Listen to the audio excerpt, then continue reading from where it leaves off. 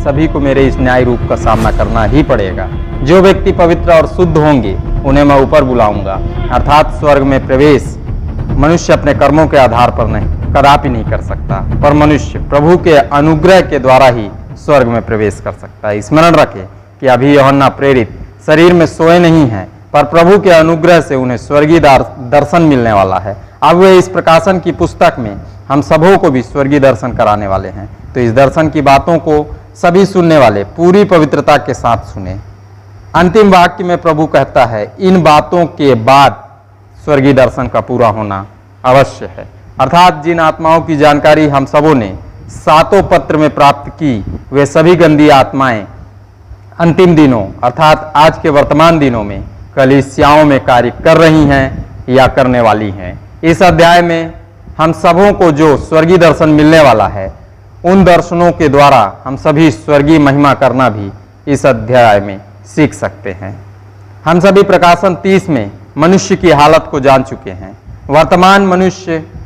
वर्तमान समय का मनुष्य निरंतर पापी होता जा रहा है, पाप निरंतर बढ़ता ही जा रहा था। तब कोरोना की दस्तक के द्वारा प्रभु परमेश्वर ने संपूर्ण पाप को रोक दिया।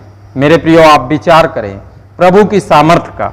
मनुष्य कितना भी बुद्धिमान हो जाए, पर प्रभु उसे पल भर में सुधार सकता है। आज भी कोरोना के द्वारा प्रभु प्रत्येक मनुष्यों को पुकार रहा है, मानो कह रहा है, अपने पापों का पश्चाताप करो, अपने पापों से मन फिराकर वापस मेरे पास लौट आओ। मैंने संपूर्ण जगत के मनुष्यों को बचाने के लिए अपना बलिदान दिया है। आज के अध्ययन से जो निष्कर्ष हम सबों के समक्ष निकल कर आता है, प्रकाशित वाक्य का यह प्रकाशन हमें स्वर्ग की पहली आवाज सुना रहा है।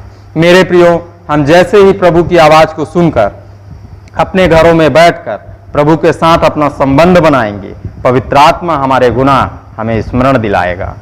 उन गुनाहों से मन फिराकर जैसे ही हम प्रभु के पास वापस लौट आएंगे, कोरोना का कहर थम जाएगा।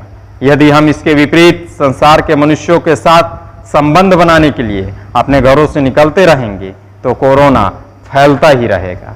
आज इस अध्ययन में हमने जाना कि प्रभु की आवाज को ध्यान से सुनना है। अगले भाग में हम स्वर्ग में प्रवेश करने की तैयारी करने वाले हैं।